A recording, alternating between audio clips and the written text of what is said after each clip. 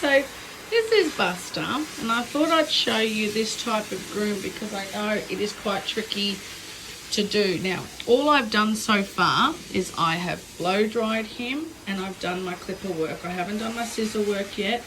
So on the body I've done a number 6 extension comb all over, but I have not done it on the legs. The legs I'm going to do a reverse 8 because I like them to be a bit longer. And I've done the neck with the extension comb and the body, and then I'm going to start doing my scissor work. Now, one little thing I do when I am doing my extension comb work is when I'm doing the neckline, I always make sure the dog's standing.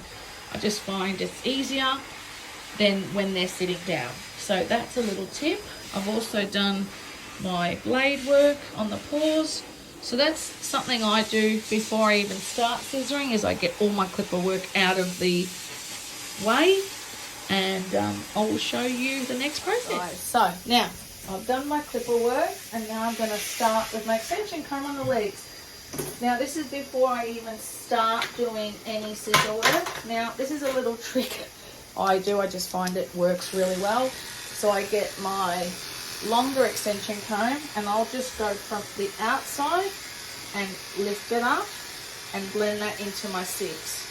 And it's a little cheap thing I do when I'm dealing with a doodle breed. It just saves me scissoring the whole leg in position.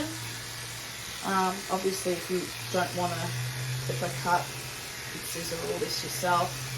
But I'm just showing you how it's just easy and makes your job a lot easier and quicker. Same thing, I'm just using my extension comb, going forward and slowly just taking that excess off. Let me turn him around. Okay, so you can see it's already starting to do what I want, and all I do is go from the front and work that way up to my 6th extension comb blade. Now I don't do that on the back, I just do that on the front. Now if I put that down, I'm not sure if you can already see, but I'll take this off. You can already see that that is nearly half ready. Same thing with the back leg. I know it's hard, guys, it's hard to do this when I'm doing it by myself in the salon, but you can already see I've got shape into it, and all I have to do is now scissor and scissor. And this is a good little tip for people that are just starting out, that aren't sure, let me just turn this around, that aren't sure about scissoring or cutting in their work yet. So let me just put that on, and I'll just turn and I'll do the other side. Come on, sweetie, turn around, mate, this way. Good boy. So I'm going to do the same thing with this side, so you've got a better angle. And when I do this, I go very slow. This sort of gives you the same finish in a way a clipper vac would, because it's cutting opposite the grain of the hair. Now, okay. Now, as you can see, it's already sort of got its readiness in. Now let me do the other side. Turn around, good boy. And let's do this again. Now with this section here on the back, you've got to be careful. Never go from the inside of the leg, only from the outside and from the inside of the actual leg. So only these areas do I do, and then the other area on the outside. I will never do the back of the leg, because the back of the leg I want to scissor in. You can do it, I suppose, but that's just me. I never do. I just find it gives a better finish. This is a little trick I've shown a few people actually. One of my mentors showed me this, and she's like, Nicolette, use and do what you can with the clipper. And this, I'm a really awkward scissorer, yeah? I'm really awkward. And I'm actually not a confident scissorer. So for me, this was a good little tip that really helped me, you know. So I'll just take this off again. And now I'm going to show you. Can you see how that's pretty much nearly set in? Where's my comb? I'm going to find my comb. Okay, so you can actually see that it's pretty much just nearly set in, okay? So if you aren't a good scissorer, all you have to do is just scissor that really briefly in here. So yeah, that's a little tip of the body. So we're back. Now, this is no scissor work yet at all. So I'm just showing you the way I did that little clipper thing. Now, it's another little tool. So when you have a dog that's not been groomed and there's no shape put in yet, it's a good little way to just help you if you are unsure about putting in the legs, okay? This is just for a basic groom. I will show you guys when I now do the scissor work, but this is prior to any scissor work. And on a oodle dog, it can be tricky sometimes to get that beautiful finish. I'm back. So now I've done all my clipper work and I'm actually going to start doing my scissor work. So this is the way I start off with. And this is, again, another little tip just for people that are unsure. Start off with your paw pad first. Your paw pad is going to give you the baseline of then where you're going to scissor your leg in. I do it from behind with pets. If I was doing a dog that obviously had a lot more coat, I would do it a lot differently. But I just find doing it from behind is a lot easier. And I'm just going to scissor that foot in. Now, it's quite simple because I've already got that clipper work that's prepped. Okay. Now, I'll put that foot in. And if you notice, I'm using a wider comb at the moment. And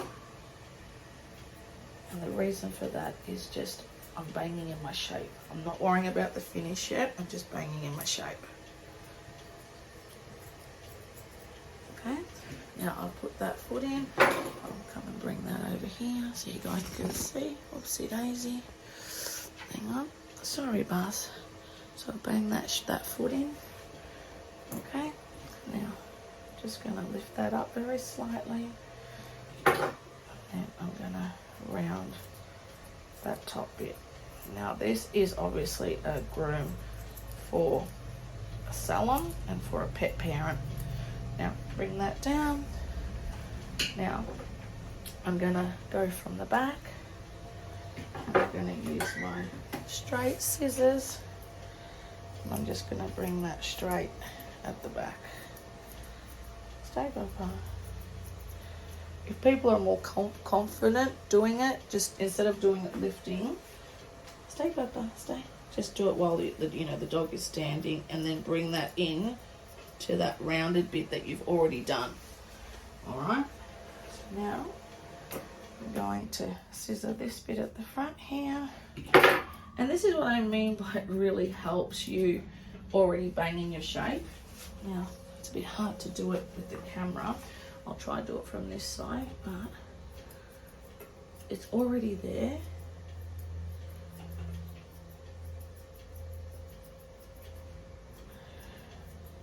But you're just cleaning it up. That's all you're doing, is just cleaning it up. So for people that are really, really unsure about how to do that, it's a good little tip. Now I'm just going to fluff everything up. Okay. And I'm going to clean up any little bit that I see, stay, Bubba, that come out, okay? Any little bits. See all that? I'm just going to clean it all up.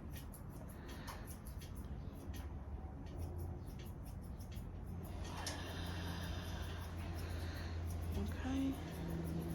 Now I'm using my J. Marsden Deltas for this. They're fantastic little scissors.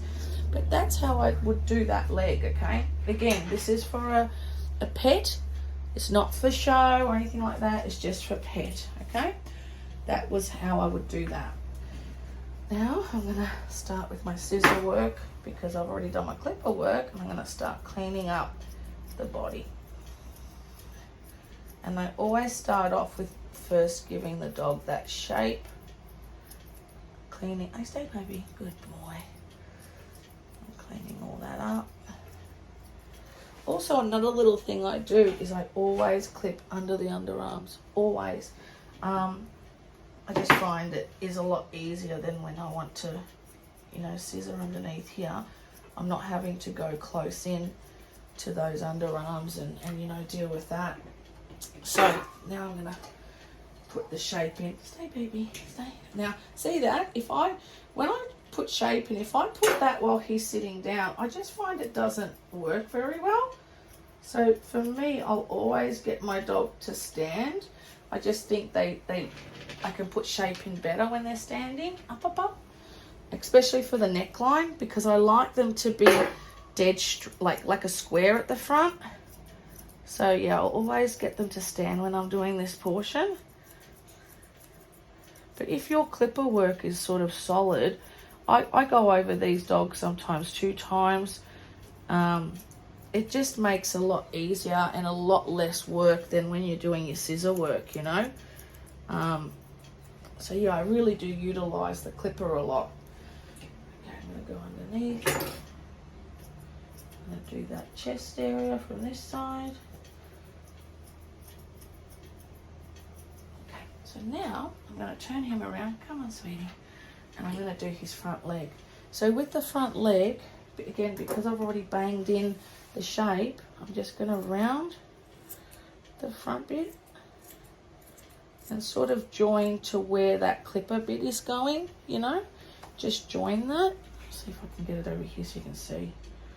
Same thing. When I was being taught, my teacher made it in like little sequences for me, and I found it really easy to follow. All right, so now I'm going to go from the back. I'm going to then do the same thing that I did with that other leg and go from behind and just clean up anything that's going over that paw pad.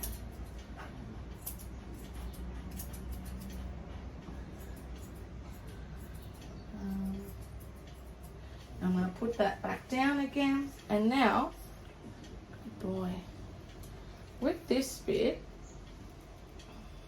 I'm just going to fluff it from all avenues, okay? And then I'm going to start to create from this bit that I've already scissored a column going right up. Just a straight line. Stay, baby. And then I'm going to do the same thing from this side. Just a straight line. Okay, I'm going to put that down.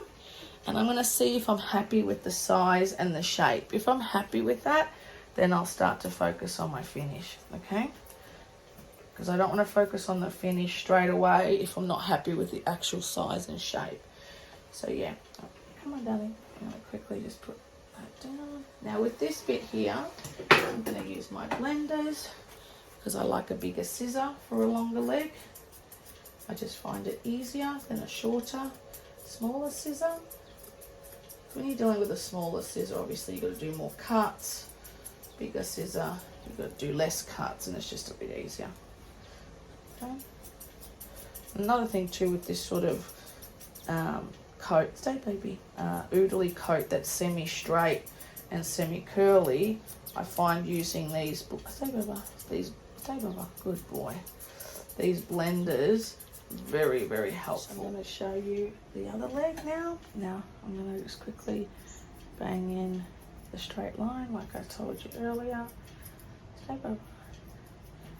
Now, if you had a dog that's really not giving you that leg like that, just change over to your blenders. Because your blenders, if you make a mistake, it doesn't really matter. They still look good. See, Baba. So I'm just going to quickly. It's my fault because the way I'm holding him incorrectly because of the camera. Hey, baby. He's a bit awkward with my hand. Good boy. Good boy. So I'm just banging in from the back. Now, I'm going to go from this side. Stay. It's a bit hard when you're trying to scissor on an angle, you know, without affecting the camera. Right, so I might bring him here, so he's like that. That's it, up. Trying to be able to get you guys to see everything, but then also, so you can sit down if you like. No. So now see that, he's a bit unsettled. So now I've just stopped. I've reassessed him and I'm going to start again. I didn't continue doing what I was doing. The reason I don't use the clipper on the back of the leg is because if I do, I'll end up like leaving little indentations and I'll lose that beautiful column because the back of the leg is never straight. So yeah, I just never use it on the back of the leg. Before I even start, I'll get the extension comb over and I'm just gonna get some of that excess off, but I'm gonna be careful that I don't take too much off with the extension comb, because if I go straight down here, I'm going to lose that height. So you just got to be careful. Okay, so I'm getting that just to sort of give me a baseline, yeah? Now I'm going to do the same thing here, but I'm going to change it to a shorter extension comb, which is now a number 6. And I'm going to go underneath here. Bit of a good boy. A good boy. And I'm just going to 6, good boy, slowly, good boy, good boy, good boy. All right, now I'm going to do the same thing with this area. From here, I'm going to bring it up.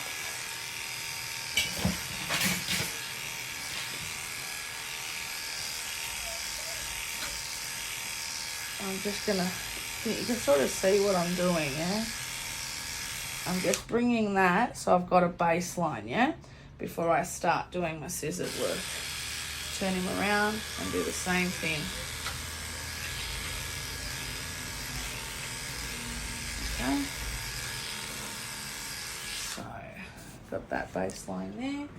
So now I'm starting off with the face and I'm using my curved, I call them more of like a blender that can take a lot more hair off. So they're not as fine as a thinner, but in between a chunker and a blender these are, but they're just in a curved version. And I'm a bit lazy, so I enjoy using curves on the face. So because I banged out my clipper work, as you can see, all I'm doing is just tidying up those areas, and I start in sections. So first I'll start with near the eye area, do the top knot area, and then after I've done that, I'll start to focus on the muzzle area. Now, I've changed over to a different scissor now, and this is a thinning scissor. Now, the reason I've used a thinning scissor is because I don't want to have any harsh scissor marks, because if I was to use my blender here, I'd just lose a lot of softness to the coat. So I'm using a thinner, and I'm pretty much just clearing out that eye area. I'm also sort of hollowing it out just to give that beautiful round muzzle, but combing is very important between these steps. If you just keep scissoring and don't keep combing and reassess your coat, you're going to end up scissoring it wrong. Also with the face, very important is your prep work.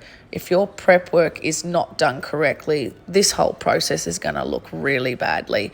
So again, I'm using my thinning scissor here, and when I do the muzzle, I look at it like a clock. Now I've swapped over to those blenders again, the ones I used up the top. And the reason for that is because they take a lot more coat than the thinners, and I just don't want to be using a good pair of fine thinners on a real thick area of coat. I'd prefer to use a blender that can take a lot more hair off, and I'm pretty much joining those areas up from the corner of the eye, joining that muzzle up and removing any excess hair that I don't require. Now, be very careful when doing this portion. As you can see, I'm really slow when I go there, because if he pulls his tongue out, you are gonna be in trouble. I comb again, very important, and I then do that again. Now, if you notice as well, when I move really slowly. You've got to give your dog time to feel that something's coming near the face. The face is a very protective area for a dog, so that's the place they're going to play up the most, or the front paws. Now, he's just telling me he's sort of having enough. So again, I'm just listening to him, and now I've changed the way I'm holding him. And I'm just going from the side, cleaning that up. Same, still using those curved blenders. And cleaning it up where I feel it needs more. Now, that's pretty much done, I'm combing again, seeing what I need to fix. And now I've changed over to those thinners again. Now the thinners are different. I'm going with a fine thinner here, the same ones I did for that area near the eye. And that's because I want to remove all the blender marks now. And I'm just cleaning it up and making it look more neater. Now I'm combing again. And as you see, I've put those scissors down. And now I'm going back over with those thicker blender scissors. Very important. Getting rid of all that excess hair and joining up that throat area to now the clipped area of the body. So yeah, I hope this video helps you guys. This is only for a pet groom, nothing fancy, but I know how many people struggle with oodle breeds, being that they have such different coats in all areas of their body. Now, if you notice, I have to get rid of all that little bit at the front. Very important step. Otherwise, it will look really squared and really heavy in the front. So make sure you're mindful of that. And when you're combing, comb like a clock face. Very important.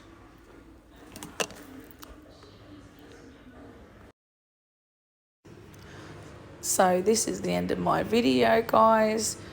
If you have any requests, don't forget to send them through. I will do anything I can to try and bring some content to you guys that will help. Just remember, I'm only a pet groomer. I'm not a show groomer. So all these things are just little things I've learnt over the years, and I really do hope that they help you all. You know, it is something I'm really passionate about. So I hope you enjoy these videos and subscribe to my channel and enjoy your grooming. Happy grooming, guys.